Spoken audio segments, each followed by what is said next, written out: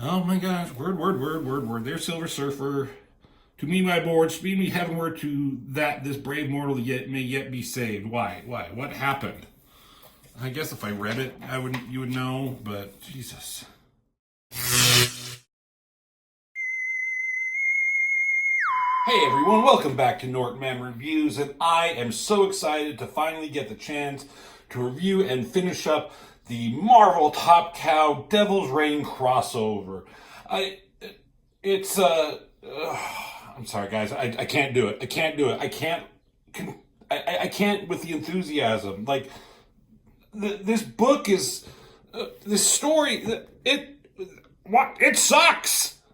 I'm sorry. It sucks. This storyline, I mean, it's the 90s, it's Marvel, it's Top Cow. It was a certain way, right? But god damn, man, they had some cool kind of ideas. There were some decent stories in there scattered throughout, some crossovers with some of the main heroes, but my god, this end story, I just don't give a flying F about. We're going to get through it, and we're going to look at the art, and I'm going to do my best to explain what's going on, but my God. So, it's been a long road for the Devil's Reign. Kind of a good concept, crossing over Top Cow and Marvel characters, and doing like kind of a trade-off, what do you call it, a trade-off thing. So, you got, as I've explained before, oh my god, where is it?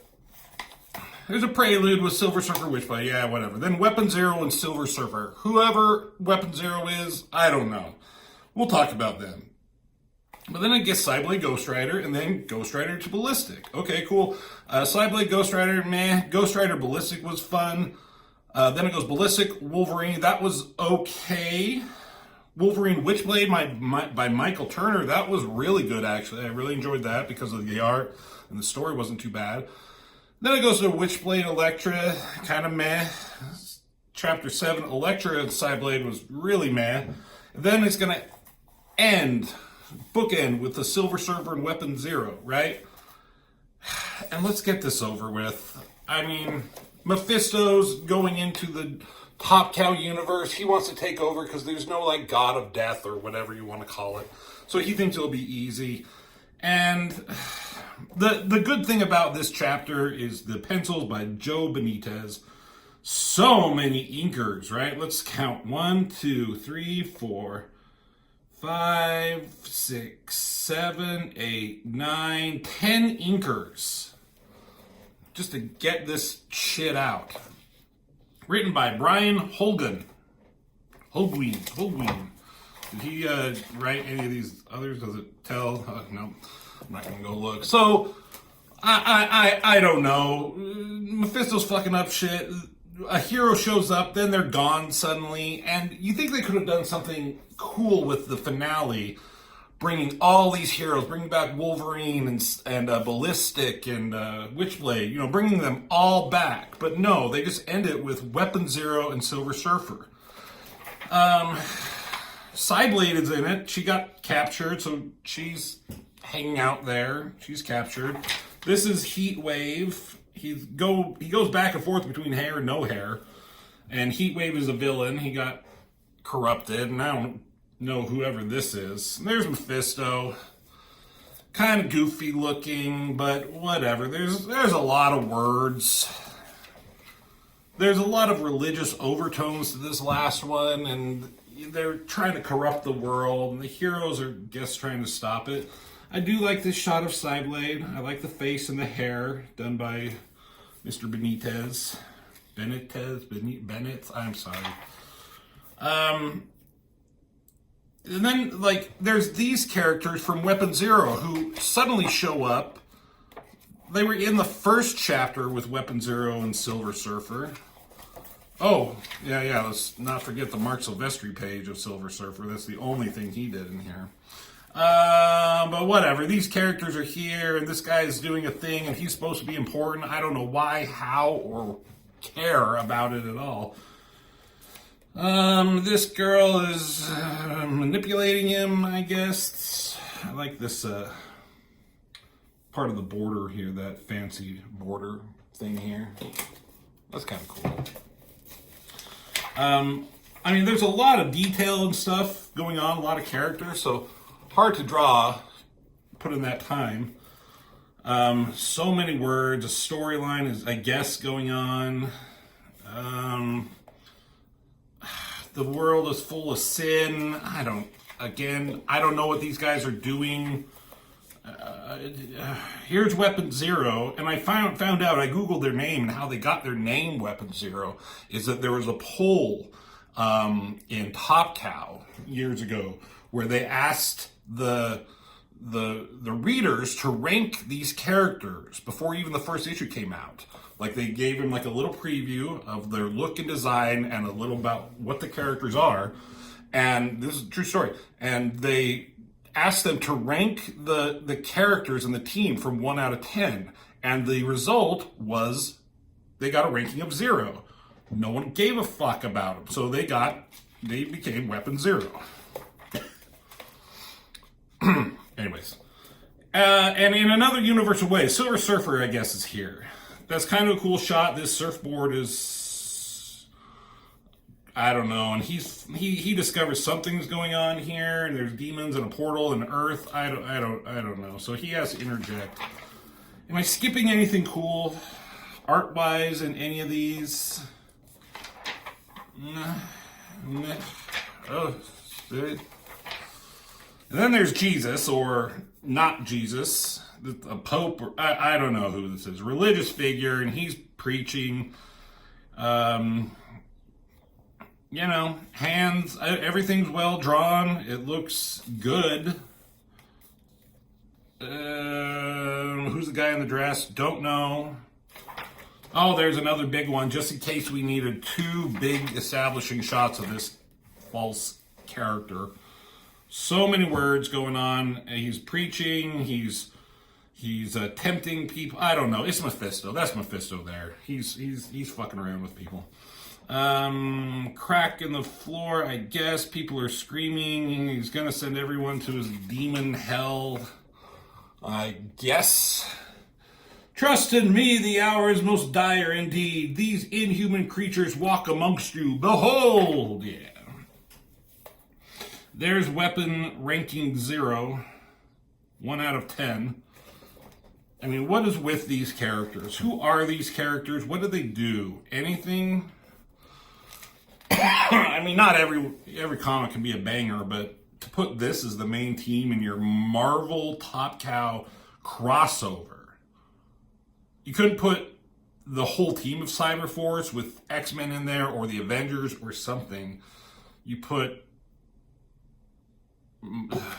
Weapon Zero. Here comes Silver Surfer out of the heavens like an angel. Behold the fiend. I mean, that's cool. Silver Surfer always kind of talks very strangely. Look upon your so-called savior. He is merely a coarse and villainous devil bent on conquering your world. Okay, thanks for spoiling the party, Mr. Surfer.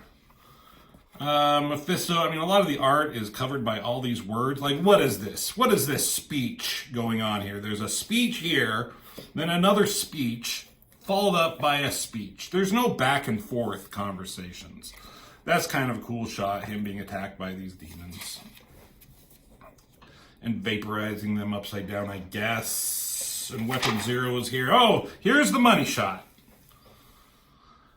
I mean, this is supposed to be the double-page spread of the 2 different companies' heroes of Weapon Zero and Silver Surfer meeting, and they're not even fighting, really. There's very little action.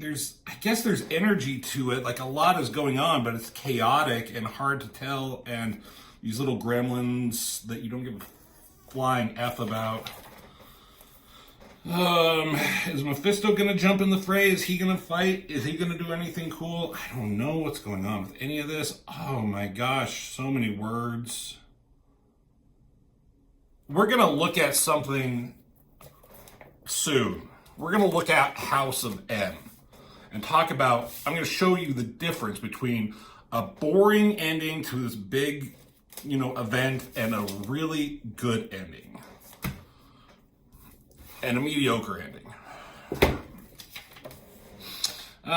Here's this asshole again with this girl. Don't know what's going on with him. He's important, I guess. This more assholes.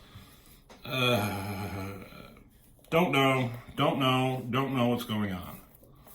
Like, if you can't trick in something in art, right? If you can't tell what's going on in the story with no words, then you kind of failed as an artist. And I guess that's a failing on the writer. And I'm not talking about Joe Benitez as like a bad artist, like he can't tell a story. He very well can. But when the writer is like, do this, you're like, okay. Like, you'd be able to tell that Mephisto's here and Silver Surfer's being attacked by these guys. But what's going on in the story here? It's people are just sitting there and talking to each other.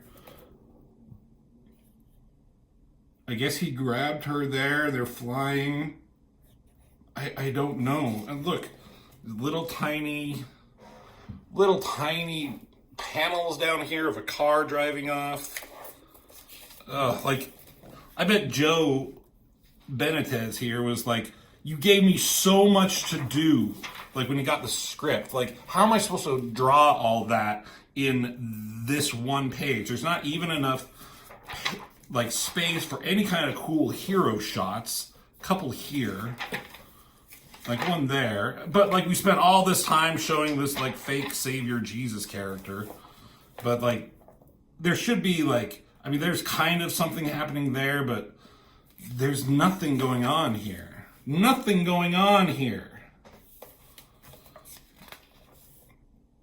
So many just small panels. And that's, again, I'm not knocking the artist. I guess I would be knocking the writing, the story of this. Oh my gosh, word. There's Silver Surfer. To me, my board, speed me heavenward to that this brave mortal may yet be saved. Why? What happened? I guess if I read it, you would know, but Jesus. Something exploded. People are burned and dying. There's Cyblade. Everything's turning back into sand. Does this mean it's over? Let's hope so. Kikuyo. Alright. So, who knows what happened here? Silver Surfer's there still. It has ended. Hooray! Hooray! Who are these faceless people here? Mephisto shall trouble you no more. His deeds are undone, and his captives shall all return to their proper places. The man called Heatwave sacrificed himself to save the precious jewel called Earth. A brave and true hero's death. I could not save him. I didn't try much, because who cares?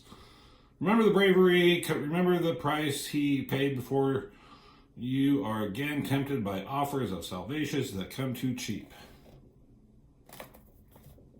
So, just more of the speech. Your planet is perhaps blessed beyond all other worlds, but humans are too quick to forget. Even was this the curse of your race. But do not forget that this blah, blah, blah. Oh my gosh. Fare ye well, my friends. The space wave beckons, and he just fucks off and leaves them here. The end. Now, wait. Oh, so this is... Alright. I see. Here's Heatwave.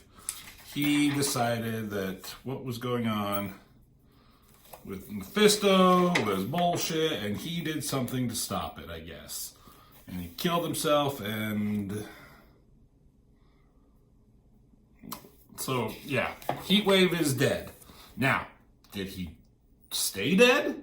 Was there anything that came out of this storyline?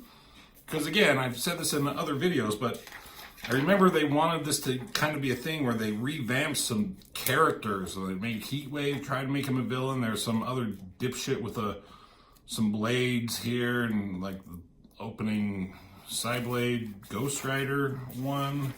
This Killraiser, he was a villain. He got whatever.